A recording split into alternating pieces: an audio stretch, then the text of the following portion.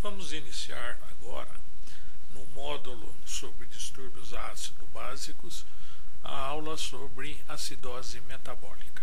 Nós já vimos os conceitos gerais dos distúrbios ácido-básicos e vimos que um distúrbio ácido-básico, inicialmente, nada mais representa do que o indicador de uma doença, marcador de uma doença.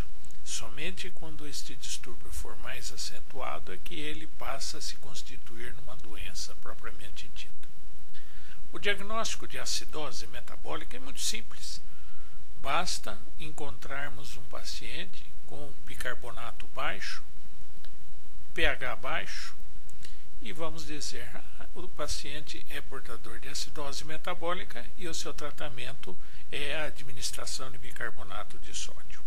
Mas este pode ser um erro grave. Primeiro, nós não podemos falar em acidose metabólica sem caracterizar se ela é devida a uma perda de bicarbonato ou a um ganho de ácido. Em segundo lugar, se o ganho de ácido predominar, ele não deve ser tratado, exceto quando muito grave, pela administração de bicarbonato. Na grande maioria das vezes, basta a retirada do ácido estranho para resolvermos a questão. Vamos então iniciar o nosso estudo sobre acidose metabólica.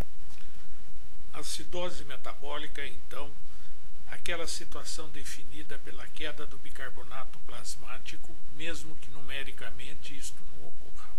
Mas ocorrendo, e nós começamos sempre a leitura de uma gasometria por ele, devemos pensar, bicarbonato baixo ou é uma acidose metabólica ou, sempre o contrário, alcalose respiratória. A dúvida é sanada pela determinação do pH. Se ele estiver baixo, é acidose metabólica. Procuraremos então saber imediatamente qual é a resposta respiratória, se ela é adequada ao distúrbio ácido-básico presente. Para nós verificarmos essa resposta, devemos usar aquela equação de previsão. Somamos 15 ao bicarbonato encontrado, ou utilizamos a equação 1,5 mais bicarbonato, mais 8, mais ou menos 2. Devemos em seguida definir se a acidose metabólica é hiperclorêmica ou normoclorêmica, isto é, com ânion gap elevado. A fisiopatogenia e o tratamento são diferentes nessas duas ocasiões. Para caracterizarmos cada um desses tipos de acidose metabólica, devemos partir do princípio, e que já conhecemos, de que os líquidos corporais sempre são eletricamente neutros, isto é, a soma dos cátions deve ser igual à soma dos ânions.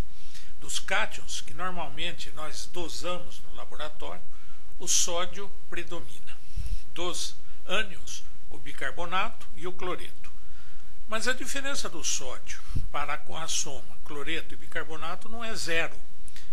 Então, é de se supor que essa diferença, para chegar a zero, deva-se à presença de ânions que habitualmente não são determinados, como a albumina principalmente. A este hiato nós chamamos de ânion gap ou hiato aniônico. Na acidose hiperclorêmica, por exemplo, o bicarbonato está baixo ou porque ele foi consumido ou porque se perdeu, como pela diarreia, acidose tubular renal.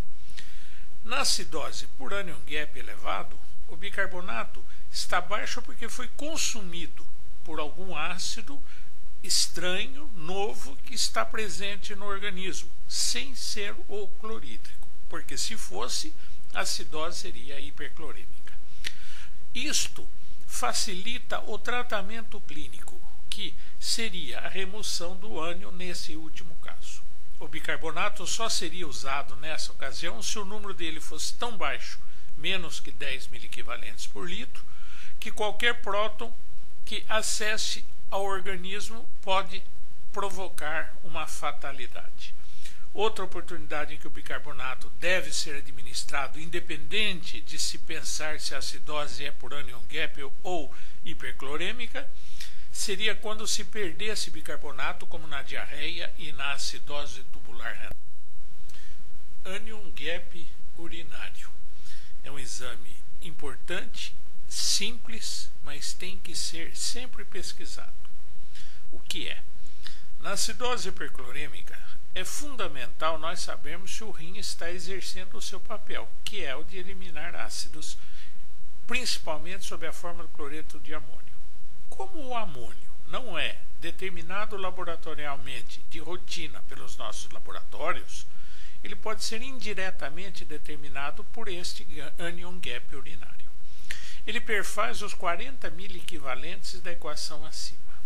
Normalmente, os eletrólitos mais determinados na urina, a amostra, são o sódio, potássio e cloro. Os cátions são eliminados principalmente com o cloro, pelo que sódio mais potássio é igual a cloro. A diferença, portanto, 40 é o amônio.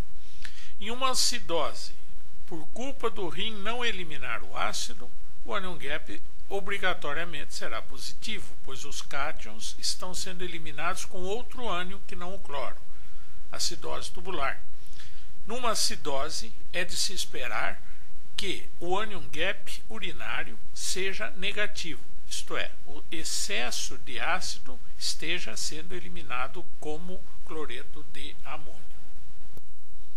Neste slide estão apresentadas algumas das causas mais frequentes da acidose metabólica hiperclorêmica, isto é, com anion gap normal. Observe com atenção para depois, caso tenha dúvida, entrar em contato conosco.